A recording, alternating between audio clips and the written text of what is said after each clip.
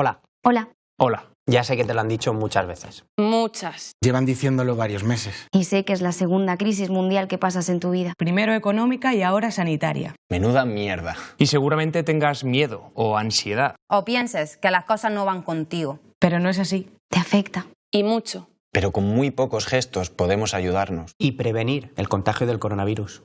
Usa siempre mascarilla fuera del entorno familiar, en reuniones con amigos o en reuniones con familiares con los que no convives habitualmente. Recuerda ponértela correctamente. Por mí, no te vas a contagiar. Mantén siempre una distancia de seguridad de al menos 1,5 metros. Evita los besos, los abrazos y no compartas las botellas, los vasos, los cubiertos. Con los ojos también se puede besar, abrazar, sonreír. Por mí, no te vas a contagiar. Lávate las manos una y otra vez con agua y jabón o con una solución hidroalcohólica, especialmente si tocas cualquier objeto. Y no compartamos el móvil. El virus podría pasar de mano en mano. Por mí, no te vas a contagiar. No te toques la cara, los ojos, la nariz o la boca. Y si lo haces sin querer, lávate las manos inmediatamente. No salgas de casa si tienes fiebre o tos. Llama a tu centro de salud y haz lo que te digan. Evita las aglomeraciones. Dónde y con quién quedemos son decisiones importantes. Puede que no tengas síntomas. Aún así podrías ser portador del virus. Por eso siempre me pongo la mascarilla. Para protegerte a ti. Esta es una radiografía del tórax de una persona sana. Y por último, protege a los mayores o a las personas con enfermedades crónicas con las que convives o tienes relación. Y estos son los mismos pulmones destrozados por una neumonía provocada por el coronavirus. Por mí, no te vas a contagiar. Por mí, no te vas a morir.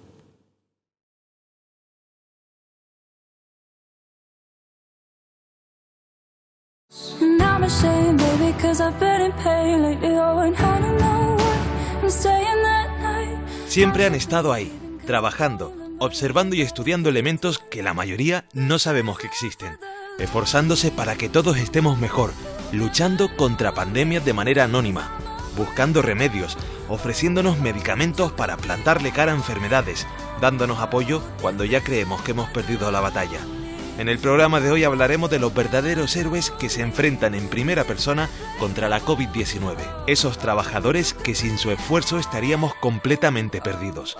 Hoy pondremos rostro a estos hombres y mujeres que salvan vidas. Hoy nos fijamos en los sanitarios, en los reencuentros, en la tercera fase.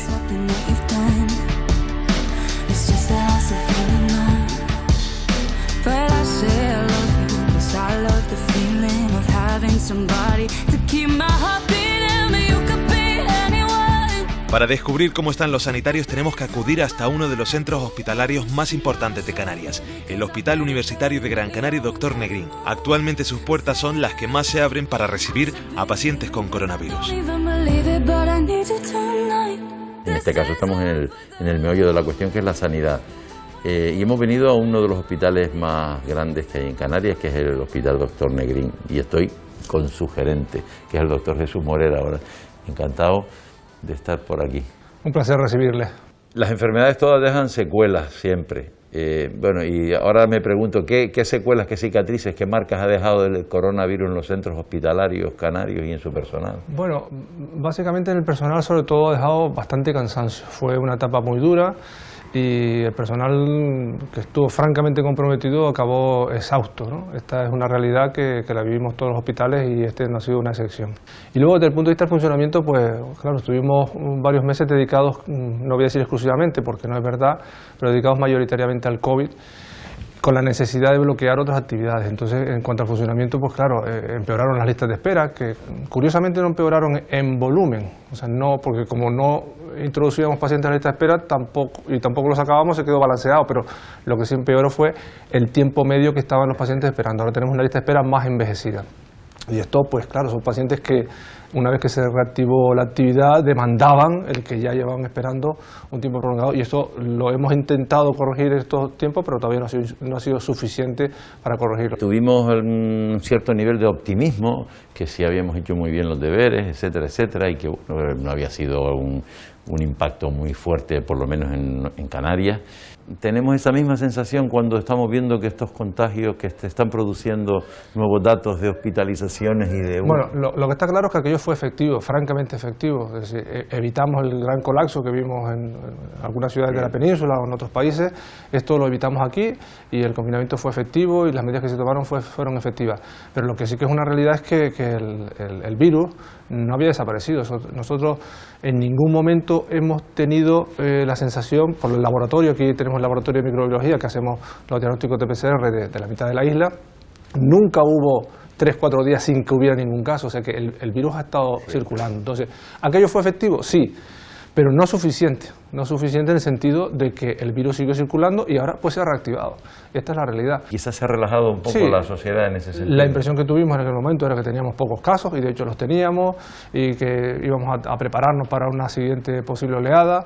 Bueno, ¿fue un espejismo? Pues lo estamos comprobando ahora que sí que fue un espejismo y lo peor de todo es que las previsiones que teníamos de que esa siguiente oleada, ese rebrote, iba a ser octubre, noviembre, diciembre, pues ha acontecido mucho antes y nos ha cogido un poco esta situación nueva que tenemos ahora con el pie cambiado porque no era el momento en el que la esperábamos. El dichoso coronavirus vuelve a andar por estos pasillos pese a que nadie lo quiere, el típico plasta. Afortunadamente, ahora los sanitarios ya no están en la misma situación que a mediados de marzo, como la que vivieron en especial los trabajadores del Hospital Universitario Nuestra Señora de Candelaria. En ese momento tenían que hacer frente a la pandemia con muy pocos recursos, dejándolos expuestos a posibles contagios. Secretario General José Alonso Rodríguez, gracias por tu amabilidad para atendernos. ¿Cómo está ahora la cosa? Porque al principio había imágenes verdaderamente dolorosas de ver al personal sanitario que no tenía prácticamente medios contaminándose y cayendo casi sin ahora no hay comparación con lo que fue inicialmente. Inicialmente, a principios de marzo, pues, entre la tardanza en tomar medidas de prevención y luego la serie de órdenes contradictorias que se dieron, toda la confusión que se produjo, la escasez alarmante de medios, pues provocó, y sobre todo en Canarias, un caos asistencial. Un caos asistencial que nunca se tuvo que haber producido porque justamente eso, que haya pasado a la barrera sanitaria, reveló que fallaron los medios de prevención. Los equipos de protección individual fallaron clamorosamente y tuvimos a nuestra gente pues trabajando en condiciones muy penosas, alarmantes. Nosotros hemos tenido que ver y tratar a compañeros con verdaderas crisis de angustia. Eso ahora no se da. ¿Los planes ahora son adecuados y son suficientes? Según nos comentan las autoridades sanitarias, sí, hay aprovisionamiento, hay suficiente stock de equipos de protección por si se vuelve a dar una ola con la misma virulencia que la que tuvimos, hay respiradores, hay y mayor provisión de fondos para la atención sanitaria. En este momento parece ser que sí. Lo que estamos usando ahora, las mascarillas, la distancia, el lavado de manos, que sirva eso para impedir que todo esto remonte hacia los hospitales. ¿Está preparado el sistema para una segunda oleada? No. Porque estamos dando un pasito para adelante, dos para atrás, uno para adelante. O sea, te contesto rápida y definitivamente, taxativamente. No estamos preparados. Estamos preparados. Quiero decir, una segunda ola como la que se dio se supondría la catástrofe en nuestro sistema sanitario, no canario, nacional.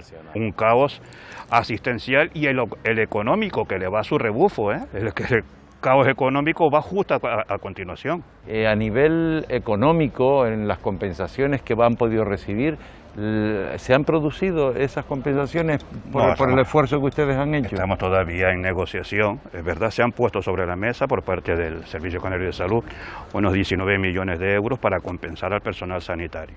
Y estamos todavía negociando en qué condiciones debe producirse esa compensación, porque pensamos que no todo el personal sanitario corrió el mismo riesgo y que debe estar en consonancia, por lo tanto, con el riesgo que se ha corrido. Vale. Hay compañeros que han estado, que te digo yo, en teletrabajo, que ha sido riesgo cero, y hay compañeros que han estado trabajando en urgencias, por poner un caso muy claro, que han estado expuestos a cualquier usuario que estuviese contagiado. Si seguimos usando esa metáfora de que la pandemia es una especie de batalla entre el virus y la humanidad, vamos a ir a visitar ahora a la avanzadilla, esos trabajadores que reciben el primer golpe. Los servicios de atención primaria de Canarias son unos termómetros de nuestra salud, centros y consultorios en los que los sanitarios perciben la ola de la pandemia antes que nadie. Estoy con Ramón Pinto, que es director de enfermería de la Gerencia de Atención Primaria de Tenerife. Hola, Ramón. Buenos días. La cosa está un poquito que arde, ¿no? Todo el mundo señala la atención primaria como el primer dique de contención de las acometidas contra el virus. Como es el primer muro, pues también el personal está más expuesto que otros a los bombardeos. ¿Estamos lo suficientemente protegidos? Nosotros somos la puerta de entrada, ¿vale? Somos la medicina y enfermería familiar y comunitaria, por lo tanto estamos en la comunidad, no solamente en el caso del COVID, sino con todas las patologías, incluida la educación sanitaria y la prevención. Ahora mismo nosotros estamos en una fase ya, hemos pasado lo más crítico en su momento cuando hubo el confinamiento, y es verdad que en un primer momento pasamos con el tema de materiales y demás en toda España un momento bastante crítico. Ahora ya tenemos ya dotaciones tanto de EPIs, mascarillas y demás, suficientes para una larga temporada en caso de que hubiera un repunte. ¿Y cómo se protegen? ¿Qué EPI lleva específico? Cuando entras a un centro de salud como paciente, se te va a indicar que lleves mascarilla siempre, una mascarilla que no lleve filtro, ¿vale? Que no lleve válvula, un lavado de manos y que mantengas la distancia. Y nuestro personal siempre va con mascarillas quirúrgicas, ¿vale? En caso de que tengamos un contacto con un paciente que pudiera tener un riesgo, es decir, nuestros profesionales de salud bucodental, en el caso de que tengamos que atender a un paciente con problemas respiratorios o que haya que ponerle unos aerosoles o algún tipo de técnica de esta, nosotros usamos los EPI ya de mayor contención, y ahí estaría lo que marca la Ley de Prevención de Riesgos Laborales y nuestro equipo de prevención de riesgos laborales, que estaría compuesto, pues dependiendo del escenario, pues de bata, de guantes, de mascarilla, en caso de respiratorio una mascarilla que protege más, que se llama FFP2 o FFP3, gafas, pantalla, y bueno, nosotros ahora mismo hemos adaptado para que tengamos todo lo necesario en caso de un momento crítico otra vez. Ramón, ¿y han tenido que cambiar la estructura, digamos, la apariencia física de los centros para evitar, pues, mantener las distancias adecuadas, establecer circuitos específicos de circulación? Exacto. Totalmente, hemos cambiado totalmente. La primera que te llama la atención es cuando llegas, que hay un control de acceso en la puerta del centro de salud. Antes teníamos las puertas abiertas y ahora tenemos que velar por la seguridad tanto de los usuarios como de los trabajadores. Entonces se coloca un primer punto ahí de atención al usuario para saber cuál es la causa por la que acude. De tal forma que si hay un problema que puede estar relacionado con el COVID, se dirige a unos circuitos especiales que llamamos rojos, que va específico a unas salas de aislamiento donde se le atiende con las medidas de protección adecuadas. En el caso de que acudas para cualquier otra circunstancia, de que te vea tu médico, tu enfermera, tu matrona, y tenías cita, automáticamente, si no tienes ningún síntoma y no hay ningún riesgo, accedes directamente a tu consulta, siempre y cuando estés en el rango de tiempo que correspondería. Entonces no hemos cambiado, hemos puesto circuitos en el suelo, hemos distanciado los asientos para que no estén juntos, hemos puesto las normas de seguridad en todas las paredes, hemos puesto también lo que son los geles hidroalcohólicos, y lo que intentamos es evitar hacinamiento dentro de los centros. Por lo tanto, recomendamos siempre que acudan justo a la hora que esté indicada, que si no tienen cita, intentar no acudir sin cita, que se llame a los teléfonos que están el 012 o la aplicación del propio Servicio Canario de Salud, para que cojan cita y que vayan más cómodos y evitar riesgos. Hoy estamos haciendo un repaso a cómo ha afectado a nuestra salud la pandemia, y nos falta fijarnos en los profesionales, que son los primeros que se nos viene a la cabeza cuando hablamos de sanidad: los médicos.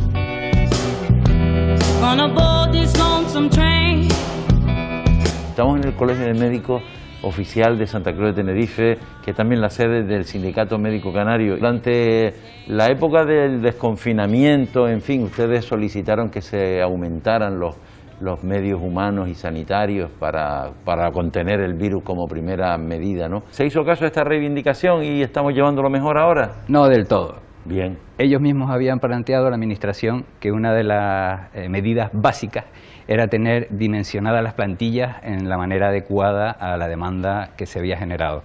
Ya sobre todo en atención primaria, en Canarias, más particularmente en Tenerife, pues tenemos un déficit de profesionales histórico desde la década anterior, que se agrava por la falta de especialistas que que trabajan en atención primaria, como son los especialistas de medicina familiar y comunitaria. El tema de primaria es lo grave y para este tema que estamos hablando es fundamental la atención primaria. ¿Por qué? Porque la atención primaria nos va a proporcionar la detección precoz de todos los casos, el seguimiento de los contactos, el seguimiento de todos los pacientes que han padecido la enfermedad y tienen secuelas, y la mayoría de las veces la controla el médico de atención primaria. Una cosa que fallamos en marzo, tener la posibilidad de hacer pruebas diagnósticas en los centros de atención primaria. Como sabes, en marzo o abril solo se hacían en los hospitales. De toda la batería de reivindicaciones que los sindicatos han tenido, tanto en una provincia como en otra, ¿cuáles son las que ahora, en plena fase de rebrote, serían más urgentes que se atendieran? Bueno, sí. En marzo el problema gordísimo, gravísimo, fue la falta de material de protección. Sí. Sobre todo en la atención primaria, es que habían centros de salud enteros que no había material de protección, y los que habían era de los que habían quedado de la época en que se trabajó con otros virus anteriores, como los equipos de aislamiento, de los monos que teníamos del ébola, fíjate, que se utilizaron todos ahora en esta pandemia. Lo que es la estrategia de atención con protocolos claros y formación a todo el personal, sobre todo el no sanitario. Porque claro, en sanidad trabaja mucho personal no sanitario, sobre todo los hospitales, ¿no? Lo que es todo lo que es mantenimiento, todo lo que es logística, cocina, lavandería, todas las personas. Sí, son muchos más que los sanitarios. y en marzo, abril hubo una gran incertidumbre en ese aspecto. En general, ¿el sistema estaría preparado para una nueva oleada en caso de una nueva oleada importante? Hombre, hay unas variables que han propuesto el comité de expertos y la Dirección del Servicio Canario de Salud, que va en función de algunas variables, como son el número de infectividad, ¿no?, que sea mayor de un 2,5%, las PCR positivas en proporción al total de las PCR realizadas, si son más de un 25% de las que se realizan, dan positivo, el número de ingresos por causa COVID, si es mayor del 25% de las camas disponibles que tenemos en los hospitales, y el porcentaje de COVID que van a la UBI en relación a las camas de UBI que tenemos. Si es mayor de un 15%, pues debe llevarnos a un escenario 1 o un escenario 2 de restricción. Si las consultas que se reciben del nivel 2, es decir, porque tengo tos, tengo problemas respiratorios, tengo diarrea, no sé qué, son mayores de 106 al día durante 5 días o mayores de 146 en 3 días consecutivos, ya activa, es una variable que junto con las anteriores que he dicho pueden decir, señores, hay que volver al nivel 2 de un paso para atrás. ¿Y qué pasa si tienen síntomas que pudieran ser de la COVID? Pues que su médico le mandaría hacerse una PCR, que son las siglas en inglés de reacción en cadena de la polimerasa. Suena chino, ¿verdad? Son pruebas diagnósticas que, siendo sinceros, son un poco incómodas, pero que son la manera más fiable de saber si nos hemos contagiado. En Canarias ya se han realizado unas 280.000 desde marzo. Jefe de sección de epidemiología, que es Amos García. Sí. Hola Amos, encantado de saludarte. Encantado de estar con ustedes, un placer. Como experto dedicado a eso y encargado de una sección que se dedica a ello, ¿cuál es el dato que más te preocupa? El dato que más nos preocupa, que más nos deja con una cierta sensación de intranquilidad a todos los profesionales, es fundamentalmente el incremento de casos que estamos teniendo en estos momentos. Después de haber tenido un éxito indudable con las políticas de confinamiento, en estos momentos está volviendo a haber un repunte. Si no lo paramos a tiempo, puede llegar a tener otros visos. Estos últimos brotes, rebrotes, se están produciendo en una serie de entornos sociales, fiestas nocturnas, familiares. Eso quiere decir que quizás los ciudadanos no somos tan conscientes de la capacidad de contagio que tiene este dichoso COVID. Sí, y yo no diría los ciudadanos. Diría algunas personas. Algunas, vale. Que forman parte de determinados colectivos. No es la juventud en su conjunto la que está gestionando un mayor número de casos. Hay jóvenes que han desempeñado un papel clave en la lucha contra la pandemia por su trabajo en las ONG, por ejemplo. Son determinados individuos que asumen comportamientos incorrectos, irresponsables, y son contagios que se pueden evitar de manera muy simple. Simplemente con un acto tan válido desde el punto de vista de salud pública como lavarse las manos la mascarilla que tenemos puesto en estos momentos y mantener la distancia física. Pero posiblemente a lo mejor no hemos sabido desde el sistema sanitario, cuando se produjo el proceso de desescalada, transmitirle a la ciudadanía que no estaba todo el pescado vendido. Que cuidado, que la pandemia sigue ahí. Eso dio lugar a una falsa sensación de seguridad por parte de muchas personas y así aquí están los resultados. Si seguimos con las aplicaciones de las medidas y estas personas que son más reacias y más olvidadizas, vamos a dejarlo en eso, rectifican y la cosa va mejor, bueno, es posible que aunque las cifras de contagio crezcan un poco ahora, ¿se evitaría un nuevo confinamiento? Hombre, yo creo que tendrían que venir muy mal dadas para que hubiera un confinamiento tan severo como el que tuvimos hace unos meses. Ahora, es una posibilidad que está ahí sobre la mesa, porque está en riesgo la salud de mucha gente. Pero eso quizás puede jugar en contra nuestra. Al haber menos gente contaminada, ¿hay más campo para el COVID o eso es una ventaja? Sí, déjame darle una lectura positiva a eso que has comentado, y es que al haber menos seropositivos, es indicativo de que las políticas de contención han dado un muy buen resultado en Canarias, han funcionado muy bien. Eso evidentemente ha posibilitado que hoy el número de personas que hayan estado en contacto con el microorganismo haya sido bajo en nuestra tierra, aproximadamente un 2,5% de la ciudadanía.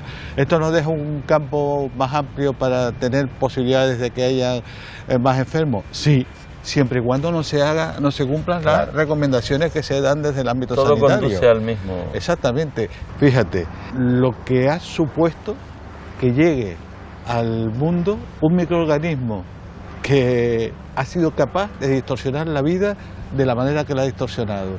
Y ha sido un microorganismo, un ser vivo. De los que van a seguir aquí. De los que van a seguir conviviendo con nosotros. Es más, te digo. Y después de nosotros. Exactamente, y el SARS-CoV-2 ha venido para quedarse.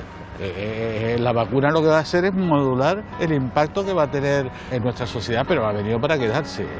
Lo que pasa es que lo controlaremos. Controlaremos la situación gracias al trabajo que desempeñan estas personas. Son los llamados rastreadores, aquellos que descolgando el teléfono intentan descubrir por dónde se mueve el virus. Una labor invisible, pero que es fundamental, tanto que el gobierno de Canarias ha tenido que contratar a más rastreadores para frenar la segunda ola del coronavirus.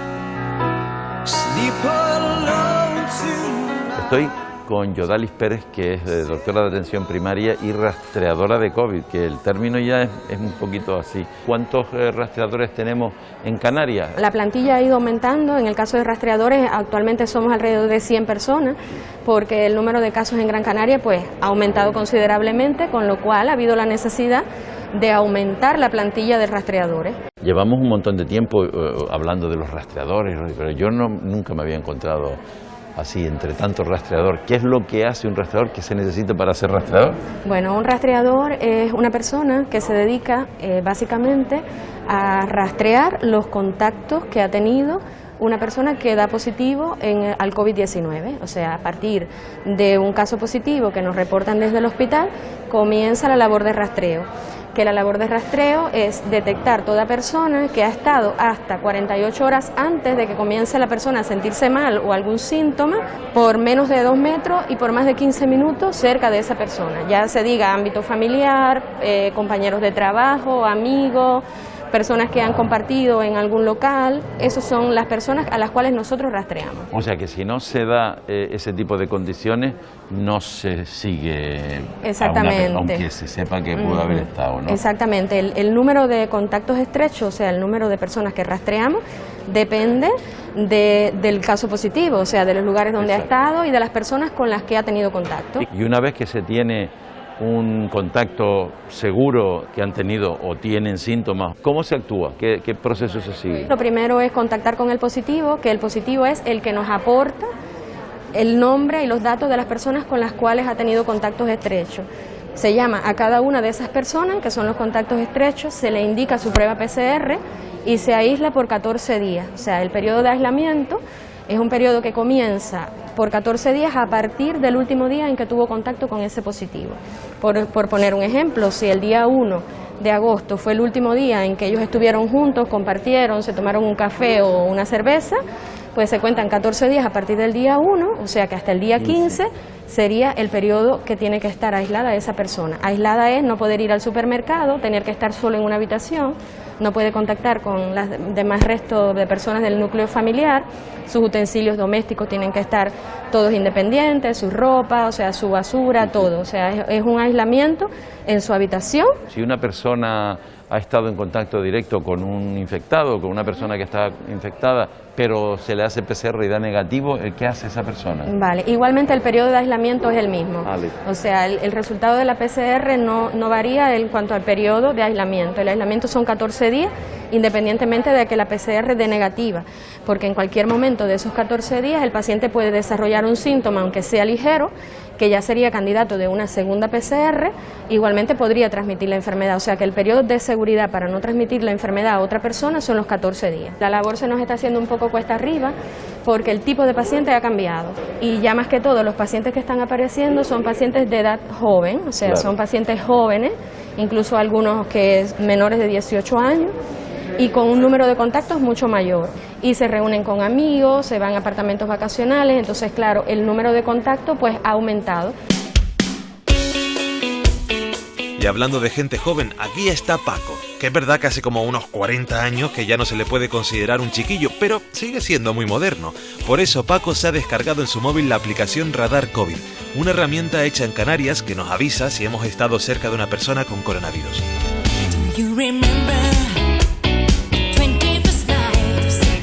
Estamos siguiendo la pista a todas las cosas que se están produciendo en nuestra comunidad para mejora, para intercomunicar, para establecer una reacción mucho más contundente frente a la COVID. Y hemos venido ni más ni menos que a un centro del Gobierno de Canarias. Pablo Hernández, hola, encantado Pablo. Hola, ¿qué tal? Encantado. Eres director general de Modernización y Calidad de los Servicios del Gobierno de Canarias. Y estamos hablando de una aplicación Radar COVID. ¿Qué es exactamente esa aplicación? ¿Cómo funciona? Pues se trata de un registro de la gente con la que te vas encontrando. Cuando tú estás en el rastreo manual, cuando te llaman del rastreo manual, tienes que acordarte de todas las personas con las que has estado los últimos 14 días. Por un lado puedes no acordarte y por otro lado puede que tengas el problema de que no sabes ni siquiera con quién estabas. Entonces la aplicación lo que hace es ir registrando con un código totalmente anónimo con la gente que te estás encontrando. Probablemente aquí ahora mismo nuestras aplicaciones pues estén hablando y diciendo, oye, ha estado con la persona código X. Ese es el funcionamiento simple de la app, una libreta en la que anotamos dónde está. La aplicación, que bueno, se la ha estado descargando, yo me la he descargado, muchos colegas la tienen. ¿En qué fase está? Porque no he recibido todavía comunicaciones de estado expuesto, de si he estado, si no he estado. La aplicación se probó, se hicieron algunos desarrollos nuevos y ahora ya está a disposición de todo el mundo para descargarla y estamos pidiendo a la gente que se la descarguen. Sí. Realmente la aplicación ya está registrando con quién nos encontramos, esos códigos secretos de con quién nos estamos encontrando. Pero es verdad que todavía falta, o estamos trabajando, o vamos, ya está terminado, pero falta activar la interconexión con el sistema sanitario, que no es automática, sino es un sistema que provee, cuando te dan la PCR, de una serie de códigos, te dan unos códigos que tú al introducirlos en el sistema alertan a la gente con la que has estado de que has estado en contacto con un positivo. Entonces estamos en la fase ya de registro, pero no de alerta, digamos, no están todavía las alertas sanitarias integradas. O sea que ahora mismo la aplicación está recopilando todos los datos. ¿Por qué se eligió La Gomera, San Sebastián de La Gomera, para iniciar la aplicación, para probar la aplicación? Pues porque en el momento que se empezó a definir el piloto, necesitamos un lugar en el que ya hubiera un alto nivel de desenvolvimiento de la gente, de libertad de la gente. La Gomera ya estaba en una fase muy avanzada, que fuera acotado en el espacio. Luego había una alta implicación de las instituciones de La Gomera desde el minuto 1, el primer caso de COVID en España hay que recordar que fue La Gomera. Había mucho compromiso del Ayuntamiento y del Cabildo y luego también por el tema turístico España, el Gobierno de España quería que fueran un lugar con cierto impacto turístico para intentar testar la herramienta como potencial herramienta para prevenir en nuestra principal economía la expansión de la COVID. ¿Ha habido que hacerle muchas adaptaciones, muchas versiones, muchos cambios a la aplicación o ya...? Pues ciertamente poco. La aplicación fue muy bien acogida por los usuarios que la probaron en La Gomera, se les dieron más de un notable alto, hubo una aceptación o introdujeron los códigos más de 2/3 de la gente y casi que se duplicó de 3,4 contactos que había de media en el rastreo manual, casi que se duplicó a 6,5 contactos en el rastreo con la aplicación. Yo, por ejemplo, cuando dentro de una semana recibo un aviso de que he estado en contacto con alguien que según el radar COVID ha estado infectado o está. ¿Qué hago? ¿Qué debo hacer yo? La propia aplicación, una precisamente de las mejoras que se derivaban del análisis de La Gomera, era que te salía automáticamente el número de teléfono al que tenías que llamar. Vas a tener que llamar a un número de teléfono, decir, me ha salido que soy contacto estrecho de un positivo, te pedirán una verificación y con esa verificación pues te programarán las PCR correspondientes para ver si tú también has sido contagiado en un plazo muy corto. ¿Cuál está siendo el nivel de descargas de la aplicación? ¿Están contentos? ¿Está respondiendo la gente? Pues el nivel de descargas está siendo muy bueno en toda España. La verdad que hay centenas de miles de descargas. La cuestión es que como es una única aplicación para toda España, no sabemos exactamente cuántas son de Canarias hasta que no lo integremos, digamos, con esos positivos que se van a ir notificando, ¿no? Entonces en Canarias calculamos que ahora mismo ya tenemos bastantes decenas de miles y esperamos que ahora, cuando activemos la promoción, a partir de esa promoción podemos definir mejor cuántos tenemos. Esta aplicación realmente es una aplicación que lo que hace es apelar a la solidaridad y a la responsabilidad, porque a quien protege es a toda la sociedad y a la gente que tienes más cerca. Entonces es muy importante que todo el mundo se la descargue y la usemos para entre todos parar esto y también salvar la economía, que nos va la vida en ello. Los que salvan vidas son los trabajadores de esta sala. Con estos cascos súper chulos, como los de Madonna, descuelgan el teléfono del 112, un número que siempre está disponible y que ahora recibe también llamadas referentes al coronavirus. Aunque como siempre les recuerdo que para consultas sobre la COVID deben llamar al 900-112-061. El 112 debe quedar libre para las emergencias de toda la vida. Estoy con Ayrán Acosta, que es enfermero coordinador de este servicio.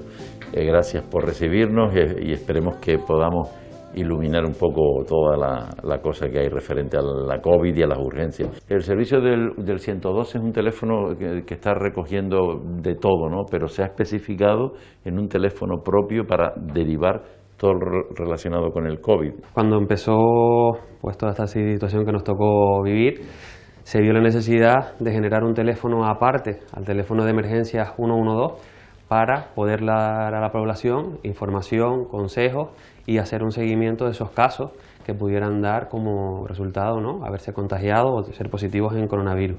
Esa línea, que es gratuita, es un 900-112-061. O sea, 900-112-061. Sí, perfecto. Todo lo relacionado con dudas respecto al coronavirus, síntomas, qué hacer, cómo mantenerme en casa, cómo evitarlo, consejos, todo debe derivarse a esa línea gratuita que ha puesto el Gobierno de Canarias para evitar saturar el otro que atiende a casos mayores o complicaciones que muchas veces se entretienen con otros casos menores y se colapsa el servicio, ¿verdad? Si nosotros cuando tenemos algún síntoma y es notable, es notorio y además es lógico, si tenemos ese momento de miedo, no sé si estos síntomas pueden ser, no pueden ser, estoy con un poco de fiebre, me encuentro. Entonces, si llamamos todos al 112, el problema que vamos a tener es, además, la llamada se va a atender, porque en el momento en el que entra la llamada del 112, no sabemos si se puede tratar o no de una situación de emergencia, entonces la vamos a atender. Problema que se deriva de eso y por eso fue la necesidad de generar la línea 900, el nuevo número, que al final se carga el sistema con llamadas que no son de emergencia y nos demoramos más en atender esas llamadas urgentes que sí necesitan asistencia inmediata. Vamos a suponer que ahora, yo me siento un poco, no sé si me he sentido un poco mal y llamo a ese teléfono. ¿Qué es lo que ocurre? Quien va a atender la llamada es personal sanitario, ¿vale? Hay médicos y hay enfermeros que van a atender esa llamada y van a intentar resolver todas las dudas. ¿Qué pasa? Cuando yo tengo síntomas compatibles, nos van a hacer una batería de preguntas. Nos van a intentar hacer una entrevista para ellos, de alguna manera, catalogar el riesgo que tenemos de que pueda ser o no pueda ser. Evidentemente, y en el tiempo que corremos, el riesgo cero no existe, es decir, en ningún momento van a descartar la posibilidad. Pero es verdad que se puede remarcar el nivel de riesgo que has tenido ante un contagio. ¿vale? No es lo mismo que no hayas tenido ningún contacto cercano con una persona que haya dado positivo con que hayas estado compartiendo vivienda con una persona que haya dado positivo. Entonces, en base a eso funciona con el riesgo. Y si encaja, entonces, mira, pues parece que este hombre o esta mujer tiene un cuadro que encaja con esto. ¿Qué se hace entonces a continuación? Lo que va a hacer el personal de la línea 900 es dar los consejos, recomendar el aislamiento en caso de que fuera necesario, ¿no? Cuando aparecen síntomas y el riesgo es plausible de que haya podido estar contagiado, pues se va a establecer un aislamiento preventivo mínimo de 10 días desde que aparecen los síntomas. Automáticamente se va a mandar un informe, ¿vale?, al Servicio Canario de Salud para que se centralice, porque toda la gestión después, más práctica, más pragmática, incluso las pruebas PCR, se centralizan en atención primaria, ¿vale?, en los centros de salud. Entonces se va a mandar un informe a un servicio de vigilancia para que además se pongan en contacto con esa persona y le puedan hacer el seguimiento, las consultas telefónicas y el seguimiento. Y en caso necesario, en ese seguimiento, en esa primera consulta, se le va a proponer para hacerse la prueba PCR si cumple con los criterios. Con lo que hay que cumplir también es con las normas sanitarias, esas que les repito todas las semanas, aunque hay algunos, vamos a llamar despistadillos, que necesitan que estos amables agentes se las recuerden, aunque ellos, a diferencia de un servidor, acompañen el recordatorio con una propuesta de sanción que no es nada agradable. Estoy con el concejal Josué Iñiguez, saludos, concejal de Seguridad y Emergencia del Ayuntamiento, delegado del Ayuntamiento de Las Palmas de Gran Canaria. Estamos hoy en el Centro de Emergencias Municipal, sede también de la unidad especial del Goya, de la Policía Local de Las Palmas de Gran Canaria, que es lo que están viendo los policías de enero, que dentro de la Policía Local de Las Palmas de Gran Canaria, que hace muchas funciones, son los que se encargan de más apoyar la seguridad ciudadana. ¿Cuál es el cometido exactamente de la Concejalía de Emergencias y Seguridad? Bueno, pues la Concejalía de Seguridad y Emergencias tiene, digamos, como tres patas. La Policía Local, que se encarga del tráfico de la ciudad, de apoyar también en labores de seguridad ciudadana, de Policía Social, que esta es una faceta muy importante y que casi en exclusiva desarrollan las policías locales, que es cuidar de los más débiles, de personas mayores, de menores. Tenemos una unidad especializada solo en eso, como tenemos el Cuerpo de Bomberos, Servicio de Extinción de Incendios y Salvamentos. Y en esto le llega la pandemia, le llegan todas las medidas, los protocolos cambiantes y ustedes, ¿qué tienen que asumir y qué tienen que hacer ante eso? En el momento que se constituye el estado de alarma, se constituye un mando único y nos ponemos al servicio de la delegación del Gobierno y del Ministerio de Interior. Realmente lo que se hace es una colaboración estrecha. Desde el minuto 1 se podía ver en las calles por los controles compartidos entre la Policía Local de Las Palmas de Gran Canaria y la Policía Nacional. Realmente, lo primero, proteger al personal, reunirnos con los representantes sindicales, garantizar que había mascarillas para todo el mundo, para que los policías y los bomberos que tenían que salir a la calle estuviesen protegidos, ellos los primeros. A partir de ahí, dos funciones básicamente. Uno, controlar que las medidas se cumplían, y dos, las labores de policía social que les decía antes. Estuvimos llevando comida a personas que no las tenían, repartiendo material educativo para la universidad y para la Consejería de Educación. Termina el estado de tal y de repente empiezan a subir los casos, ¿qué pasa? Que la gente se ha relajado y ante eso, ¿qué creen que se puede hacer? ¿Se va a aumentar el nivel del rigor en las sanciones para evitar que por unos pocos nos perjudiquemos todos? Yo creo que de manera general la gente se comporta y ha asumido este reto que es convivir con el virus, y yo creo que mayoritariamente la gente lo está cumpliendo. Somos conscientes de que hoy ser héroe es muy barato porque me pongo una mascarilla, me pongo hidrogel y estoy salvando vidas. Y la mayoría de la gente tiene eso dentro. Cuando eso no sucede, ¿qué hemos hecho? Volcar todos nuestros esfuerzos. El dispositivo tradicional de verano, de playa, de control de zonas comerciales, de las playas, está volcado en el cumplimiento de las medidas del coronavirus. Por ejemplo, el recurso del dron, de la unidad de drones, que está diseñado para otra cosa, hoy trabaja exclusivamente para, desde el aire, localizar aglomeraciones, y las unidades en tierra van y las disuelven. Advierten, pedagogía, enseñan, y cuando es necesario se sanciona. Sí, desde que ha sido la incorporación ya obligatoria de la mascarilla, para que tengas una idea, en el último mes habíamos tenido como unas 700 multas y hemos pasado a 1.300. Este fin de semana tengo que ponerse más duro. Casi el doble. Claro, o sea, nos tenemos que poner duros en ese sentido. Vuelvo a lo de antes, en una ciudad tan grande como Las Palmas de Gran Canaria, en el fondo es una minoría a la que hay que vigilar, controlar, trabajar un poquito la educación, la concienciación, y cuando toca la sanción. Afortunadamente son una minoría los que no cumplen con las normas, en algunos casos porque no entienden aún que es muy importante para todos lo que hagamos de manera individual, un mensaje que lanzan una y otra vez los miembros de la Unidad de Salvamento y Emergencias. Recuerden, según la normativa sanitaria, la mascarilla es de uso obligatorio. Here in the shadows, I know you're scared. Take my together we'll make a stand. Es el uso de la mascarilla obligatorio porque estamos viendo emergencias sanitarias y estamos viendo el meollo de la cuestión. Y he quedado aquí con Marcos Ramos. Hola Marcos, ¿Qué tal, Paco? un saludo. Nos codeamos un poco. Explícanos un poco qué es Salvaemer. Pues la verdad que la unidad de salvamento y emergencia es una unidad, como bien dice su nombre, de salvamento y emergencia en todos los niveles, tanto a nivel sanitario como a nivel de rescates acuáticos. ¿Qué ha cambiado ahora durante la pandemia con respecto a lo que ustedes hacían? Lo más que ha cambiado sobre todo es el sistema de ayuda social. Ahora hemos creado la unidad informativa a la ciudadanía, que es el ir por todos los municipios de la isla de Gran Canaria informando pues, del uso obligatorio de mascarilla, porque es verdad que hay muchas personas que no son conscientes aún, a pesar de ver lo que ven por la tele, no son conscientes de que cada vez está la cosa peor y que en vez de ir para adelante estamos yendo otra vez hacia atrás, o sea, en retroceso. Y en el caso ahora de la pandemia, si alguien le llama a ustedes y le dice, oiga, pues que me parece que hay una persona que puede tener el COVID, nosotros siempre acudimos, ¿no? Tenemos un vehículo BIR, en este caso que es el vehículo que se ve de fondo, y tenemos también servicio de ambulancia. Normalmente hemos equipado, después de desgraciadamente esta pandemia, hemos equipado incluso los vehículos BIR con trajes EPI, precisamente por eso, por la diferente patología que puede presentar el paciente. El paciente puede presentar una patología afebril, mucosidad, diarrea, vómito. Entonces, claro, nosotros ante la prueba del PCR, porque no se le puede hacer en el lugar in situ, pues lo que hacemos es que prevenimos, nos ponemos un traje EPI y avisamos, por supuesto, al teléfono que hay que avisar, que es el del 112, y el teléfono que ha puesto a disposición de la ciudadanía el Gobierno de Canarias para personas con posible contagio de COVID. Hemos asistido a manifestaciones en la televisión de gente, en fin, aquí en Madrid, en muchos sitios, en contra del uso de la mascarilla. ¿Esto cómo lo interpretan ustedes? Nuestro deber es informar, ¿no? Ya después si hay que actuar o denunciar, ya para eso está la Fuerza de Seguridad del Estado. Perfecto. Nosotros sí es verdad que informamos y decimos, incluso le decimos de que el uso de mascarilla es obligatorio y que no solo, hoy mismo me pasó en la mañana, me venía una pareja de ingleses y me decían que en Playa de Inglés no se la exigían, que la policía local ni siquiera le dijo nada. Y yo le dije, vamos, pero ahora está usted en La Palma Capital, es una normativa estatal y la mascarilla hay que usarla y se la han puesto.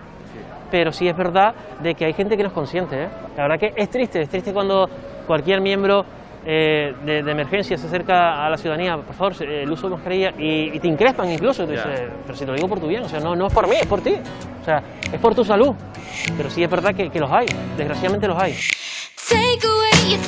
La pandemia ha conseguido que valoremos más el salir a tomarnos un cortadito, a ir de paseo a cualquier parte, de compras con la familia. Pequeños placeres que ahora debemos hacer con nuevas normas, unas medidas que son necesarias pero poco agradables y que pueden afectarnos a nuestro estado anímico, en especial a los más jóvenes. Yo me he acercado hasta una psicóloga que está aquí con nosotros, que es Inmaculada Jáuregui. Hola Inmaculada, gracias por atender a nuestra llamada. ¿Qué puede haber de verdad en secuelas que haya dejado? De verdad, en principio, lo que estamos observando en general es un aumento de casos, sobre todo con trastornos adaptativos, ¿vale? Hablamos de depresión, hablamos de ansiedad, hablamos de hipocondría, hablamos también, dentro de la depresión, tenemos las manifestaciones más clásicas de tristeza, preocupación por una visión negra de futuro, pero también hablamos de las externas, de violencia verbal, de irritabilidad. Ahora mismo no podemos medir las consecuencias a largo plazo, pero sí va a haber una consecuencia a largo plazo. Sí va a haber, el miedo se va a quedar incrustado, va a haber una serie de comportamientos que se van a enquistar. ¿Quiere decir esto, Inma, que a lo mejor se están dando medidas de una forma taxativa y tal, cuando no están bien contrastadas o cuando al menos hay dudas razonables? Aquí hay dos cosas que me gustaría especificar un poco, ¿no? Y es que, o sea, no nos estamos dando cuenta de que la salud mental está directamente relacionada con la salud económica y con la salud social. Entonces, las medidas que se están tomando ahora, sin haber contrastado, son excesivamente drásticas y no se está calculando a largo plazo. Es decir, lo que no entendemos es que hay una generación que tiene su vida económica comprometida, ¿vale? Y va a estar condenada al desempleo, y eso va a generar problemas de salud mental a largo plazo también. Y eso es lo que se está de alguna manera cargando. Y a nivel, por ejemplo, de gente joven y de gente adolescente, es todo el proceso de identitario y de socialización el que está siendo directamente alterado y recortado, ¿no? Y recortado, por ejemplo, ¿no? Entonces, ¿qué es lo que estamos viendo en la gente joven? Trastornos del sueño, gente que se acuesta a las 5 o 6 de la mañana, se pasa horas viendo programa, el exceso de aburrimiento, el hecho de que tampoco tienen una perspectiva de para qué estudiar, para qué hacer las cosas. Sí, sí. Es decir, eso es lo que no se está calibrando a largo plazo. Estos jóvenes que, bueno, dicen jóvenes por poner un... Que bueno, que no respetan, que hay una especie de rebelión contra el statu quo y, en fin, ¿cómo lo ves? Primero hay que diferenciar un poco lo que es juventud de adolescencia, pero bueno, lo que tenemos que entender y situarlo de alguna manera en un contexto, lo siento, más social, ¿vale?, es los mecanismos de defensa, la negación como mecanismo de defensa, que es un poco algo que es normal en un contexto anormal, de alguna manera, ¿no? Entonces, realmente eso era de esperar. O sea, los jóvenes, por la característica y la adolescencia, por la característica evolutiva, no funcionan ni con el miedo, ni con la culpa, ni con la vergüenza. Si se hubiera abordado esto desde un punto de vista científico, probablemente el mensaje hubiera calado mejor, pero por miedo en la adolescencia y en la juventud no, eso no funciona, no es psicológicamente la gente mayor, sí, pero en una época evolutiva en donde se caracteriza por la desobediencia, el miedo y la culpa no va a funcionar. Vamos a resumir ahora algunas de las normas que hemos visto en este programa. El uso de la mascarilla siempre es complementaria con la distancia física de 1,5 metros y la higiene de manos. Deben llevarla adultos y mayores de 6 años en la vía pública, se pueda mantener o no la distancia de seguridad interpersonal.